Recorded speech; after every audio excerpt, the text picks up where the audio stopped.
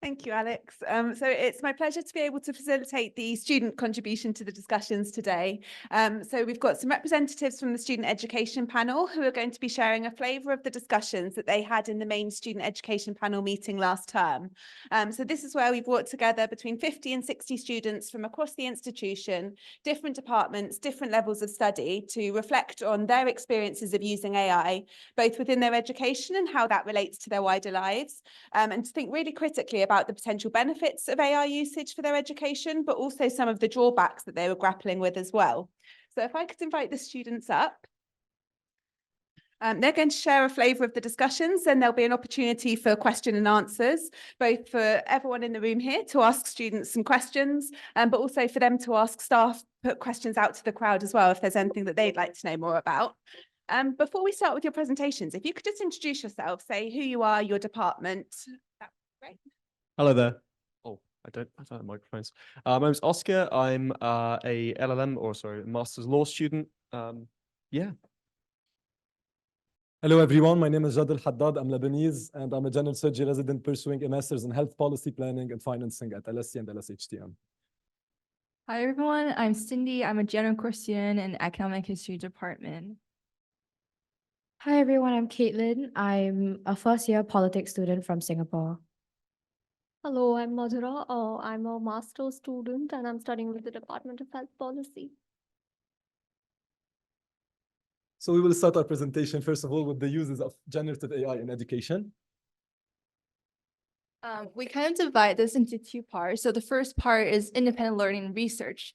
So LSE has a large international student populations, and generative AI can really help students whose their first language isn't English to learn about like different readings and homework and class discussions. And second of all is the technical software support, like for example, SATA and coding, where generative AI can help students to develop codes and then help their learning process. And I think the last one here is what we're really trying to say is effective learning plan development, where, for example, you can ask generative AI to talk about League of Nations, can teach you differences, regression, and econometrics that sometimes might confuse you in class, but it can help you to develop a more effective learning plan based on your personalized preference. And yeah. The second part we're going to talk about is the assessment preparation and submission part. So to start off with an essay assignment, for example, there can be essay planning and structuring for all kind of essays.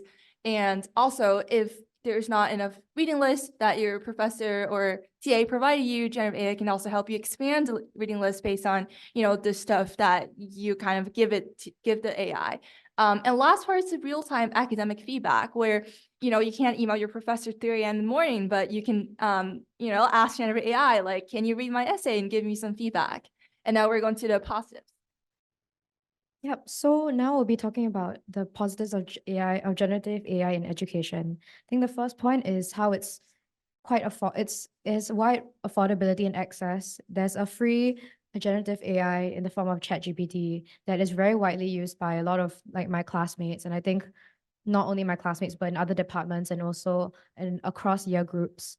And I think this also reduces barriers to an extent. Of course, we're also referring specifically to the free version. And I know there are also, like paid versions of generative AI that is out there that not everyone has access to. And I think that especially this helps a lot of students who don't have English as their first language. And I think it's a way to level also the playing field, especially because they will be assessed around the same guidelines with English-speaking students. And yeah, it's free learning support in that sense, because especially given the capabilities of AI to support student learning and access to a lot of content on the web. Among the other answers that were given by our students is improved efficiency. When we say improved efficiency, AI is helping our students improve the quality of their work, especially phrasing and with the tonality of their emails, their essays. And this could be also be reflected with the non-English speaking students, especially those whose English is not their first language. I myself, English is my fourth language, and very honestly, I often sound very strict or very joking in my essays. So AI is being a huge supportive to me.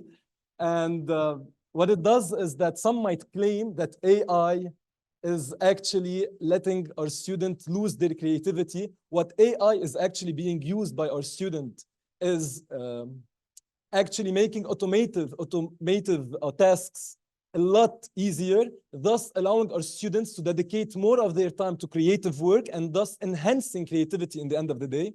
And it's also helping to condense masses of information into reading bits.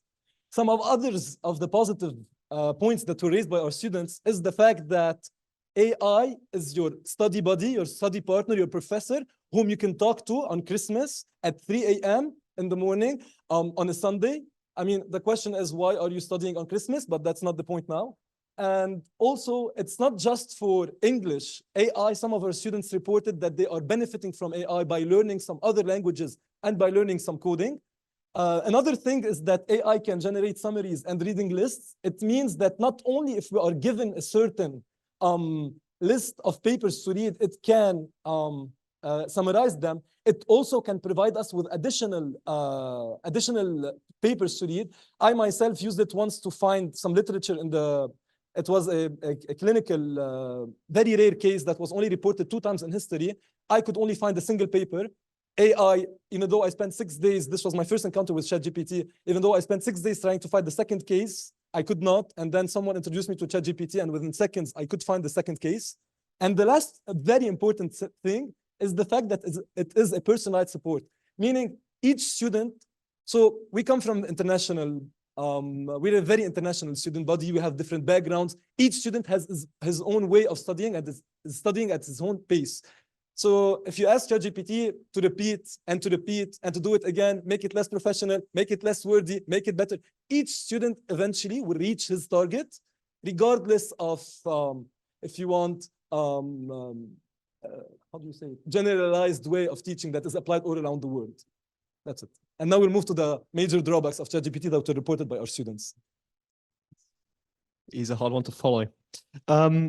So I guess the main ones that I'm focusing on are lack of innovation and inequalities. But I guess really the things that students and our students were highlighting here was the fact that you could sort of over-rely on AI and the real worries there, and also the detriment to the soft skills that you develop as a graduate here. I think a lot of students are very worried about the fact that, you know, you're very innovative when you're writing and researching on your own. But if you spend too much time on things like ChatGPT or too much time on these AI tools and you're not using them effectively or ethically, you end up in a situation where we produce graduates who are just worse. And the potential impacts that can have on both the reputation of the institution, but also the reputation of our graduates who will potentially go on to leading roles and who may rely on those same systems. And with that, I guess the biases and the errors that are in those systems are a real worry for students, not only because they're not always easy to spot, but they produce kind of inequality in work, but also there's an inequality with the students who are actually accessing AI as well.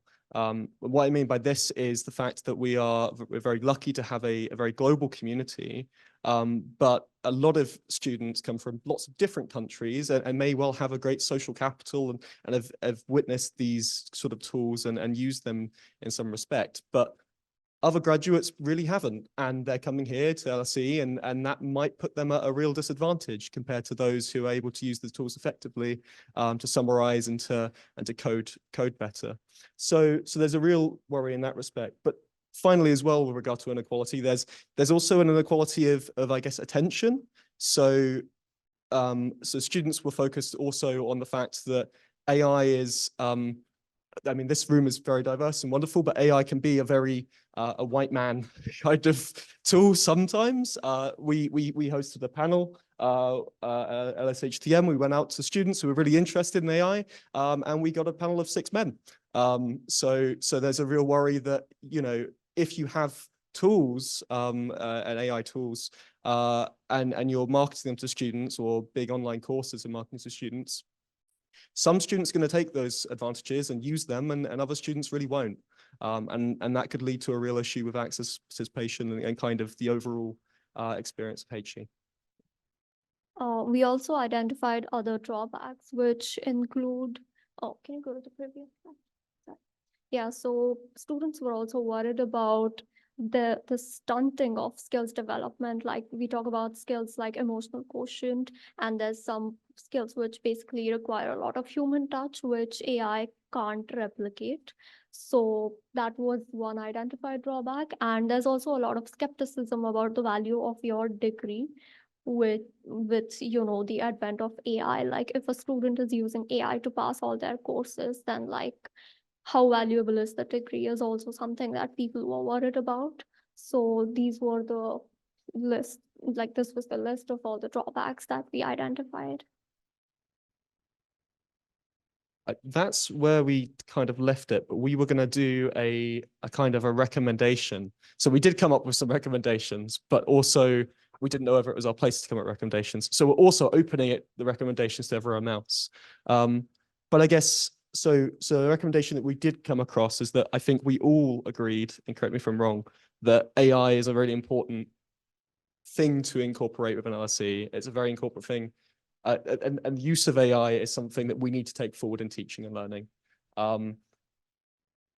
Actually using that and the way that we take it forward is the bit where we deviate a little bit. But so for example, I mean, I know Jad, you are open for a free-for-all, let's go approach. Of course, there needs to be some regulation with it. I think in my opinion, with things like MOOC courses and big online courses, we've capped that shortfall at the moment. We are trying to train our graduates, and we're doing really good things in that regard.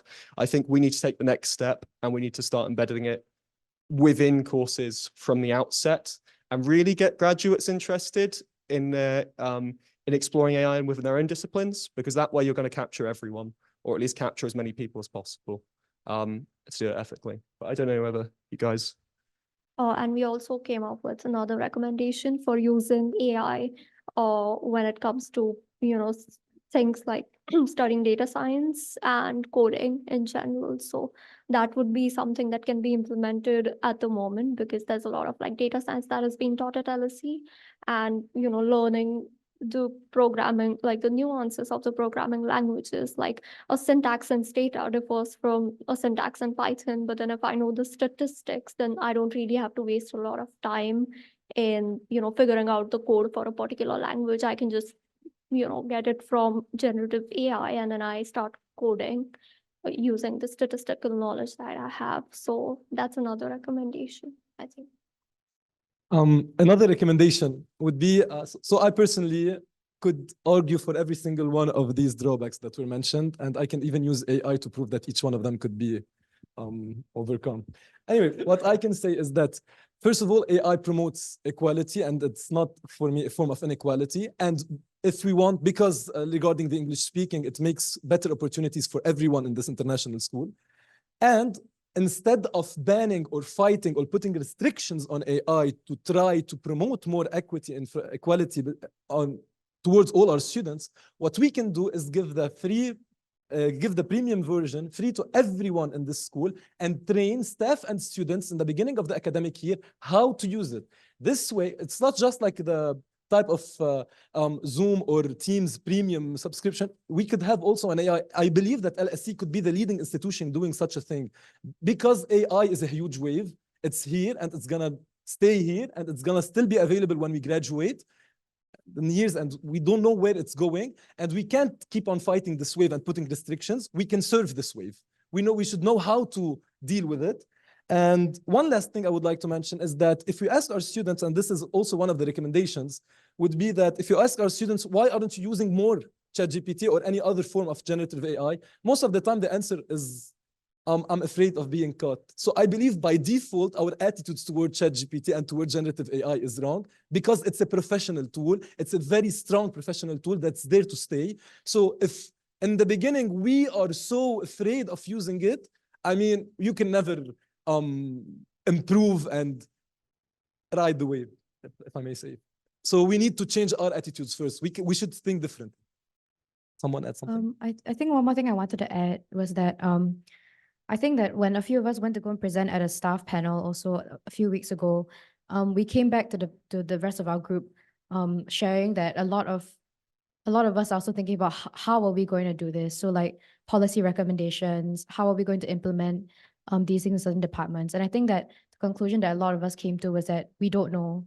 I think that, we don't know how is the best way to implement this in different departments and in different ways. And I think that ultimately there has to be more research and more attention, I guess, paid to just researching this area. And I guess particularly also researching how AI is going to play out for us in the future in the job market. And I think that was a very good way to engineer education towards that, because now that we know what we're working towards, we're not just like randomly trying to limit or promote AI, but we're promoting it and limiting it in a way that is encouraging our students. And I think that we can only get to that place when we know more. I think that's it for now. Thank you so much. Do you have any questions? Great, thank you. Thank you so much to the 5 of you for presenting today, and also for doing such a good job of synthesizing 60 students who are in the main meeting, coming up with all of these ideas. As we've seen, even within this panel, there's such a variety of views amongst the pros and cons of AI usage, the extent to which students are familiar with it. So thank you so much for kind of capturing some of those nuances and sharing them today. Does anyone have any questions that you'd like to ask our students, either about their personal reflections on AI use or anything in the presentation that you'd like to go back to and expand on a bit more? Yep.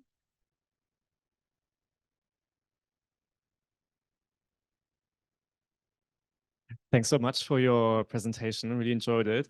I had one very specific question about the kind of AI tools that you're using. So I guess ChatGPT is one of the most popular ones. From your experience, like talking to other students, like, do you use GPT-3 or do people actually pay the $20 per month to, have GPT-4, which is much more up to date, which gives you it's a better model, right? And are there any other competing models that people use? Because I think sometimes we talk about generative AI and there are actually big differences, that come down to the kind of model you use. On GPT-3, you won't get any useful academic journal recommendations, but now there's consensus you can pay for, right? And that's actually trained on academic articles. So you would get the DOIs and all of that. And I feel it might be important to incorporate in the discussion.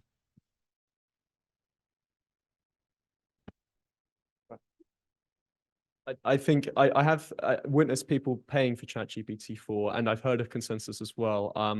I think it's a real mix. It's like when they first came out, it was like collecting Pokemon. The amount of different platforms there were, but Bard, and also the people do use these kind of AI pilots, whether they're Bing has implemented one. I know Microsoft with its 365 said it was coming out. It's out, I'm pretty sure now. And I have heard students kind of leaning on these. There are some out there as well. I'll be honest, I can't get off the top of my head. People say, oh, have you used this? And they're like advertised on Instagram and TikTok and all sorts of things. It'll be interesting to see how the landscape develops, because in terms of picking one if you were to pick one as a teaching institution, whether there is something that's a standardized kind of catch-all, very general AI set. But we find that students use all sorts of different ones. There are those that, Barden and those that edit pictures and things. They're all very premium. And I guess that's where the real issue comes in. I don't know if you guys is there anyone that I've missed? Yeah, Oh, there's also there's a website called LSE, and it's also trained on academic papers, and they have a vast collection, and they also give you like a synopsis of the top 4 or 5 papers which are related to your prompt. So people have been using that as well. Yeah. Thank you. Could I just add one more thing? I think that the demographic of people who use ChatGPT, at least in my experience, have been people who are before university already very inclined towards using a lot of technological tools. So like I probably have a friend who who's very interested in coding and Python beforehand, and he uses ChatGPT, like the paid version. He's more willing to pay because he understands and knows how to use all of these tools, and he uses it to summarize a lot of his readings and in a much more in a good way. And I think that it also depends on someone's inclination towards using these technological tools in the first place.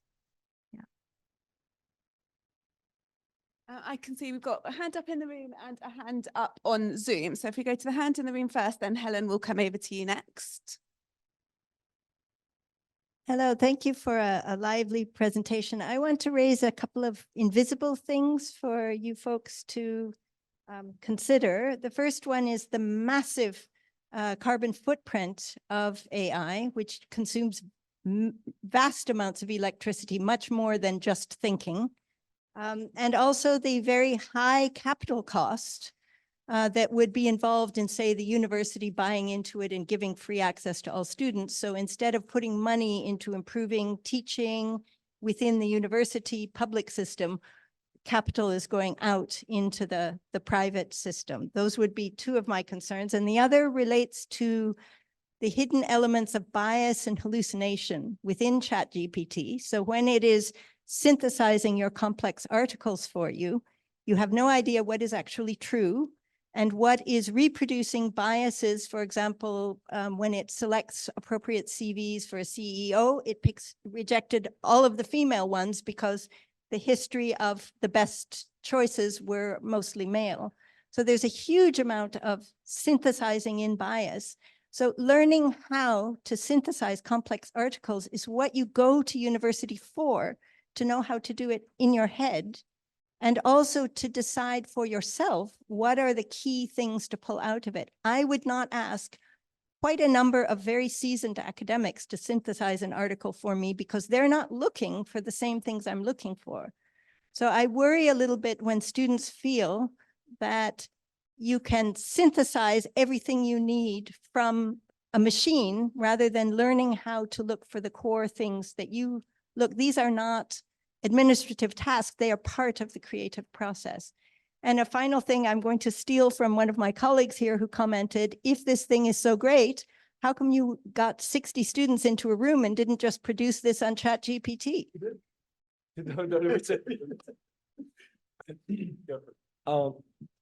Amazing points. I just want to answer on the third point regarding the biases. This is absolutely true. I have to acknowledge that ChatGPT still doesn't do a great job at writing essays and at synthesizing things. And it's true, it still reflects, it gives out a lot of biases and a lot of mistakes, and this is true. But I have to mention something.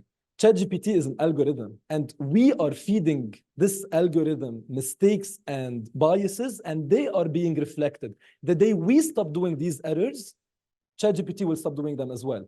For instance, what you mentioned about the CVs rejecting all women participants, that's true because this is how society used to be. But now what's happening in society is the active effort to have better more equal standards for everyone.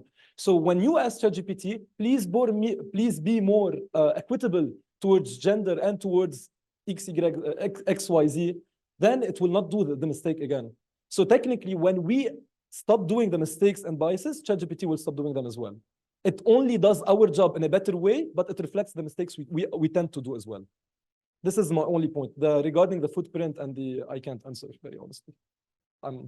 I failed. I think they're very good criticisms. And I think it's going to be us working out, Jay calls it a wave, working out when we step on that wave and for how long and for how much, because you're right, we have a kind of an ethical dilemma. And you're right, we need to build those soft skills. I think we thought of it in a sense that employers might, in the future, expect people to be well-versed in being able to deal with these systems. And in which case we're creating better graduates in those respects. But maybe it goes to the very core of what university is and what we're teaching and why we're teaching it, really, doesn't it? So, yeah. I think that point around critical engagement and AI literacies is a really important one. I'm just conscious of time, and Helen's had her hand up. Could we go to Helen's question next? Sure. Am I audible? Yes, you are. Yeah, thank you. I'm Helen Green from LSE Life, and thank you for all that insider view. I was really curious to hear more, please, you were talking about using AI tools for getting academic feedback. So I was just curious, When you put in a text and you ask for feedback, what kind of feedback does it give you? And how do you use it? Is it helpful for you, and in what ways? Actually, first of all, good afternoon, Helen. I hope you remember me. How are you? Okay. I love this question. I love this question. So if our students end up going to an exam and putting copy, paste the question, ChatGPT will give the same answer for everyone. This is not how we should be using ChatGPT. How I use ChatGPT, and this is a lot of students said the same thing. If I have an essay to write, I copy paste the question and I say, please have argument 1 be 2 point. I state the argument 1. Have example 1 be this, this, and this. Example 2, this, and this. Please counteract this opinion with this argument, 2 point. I state the argument. Give these counter example 1, 2, 3. Instead of me spending 10 hours writing such a good formulated essay, I have the bulk, the creative work was already done by me, and then I put this into ChatGPT, and I will get an essay that reflects what I want to say, how I'm thinking, except in a better English and not wasting my entire afternoon. That's quite honestly, this is how you can personalize ChatGPT. And when you ask for a feedback for your essay or for any essay that's out there, whenever you get an answer, if you can know when ChatGPT is failing to deliver an appropriate answer. We should not be fully blind and trust ChatGPT all the way to just copy paste what he ever gives us. We should be also critical towards what he gives us. Soon to be. So what you have to do is literally understand that the bulk might be right, but you can always make him do it again and again and again, till you realize that this might be, this is the answer.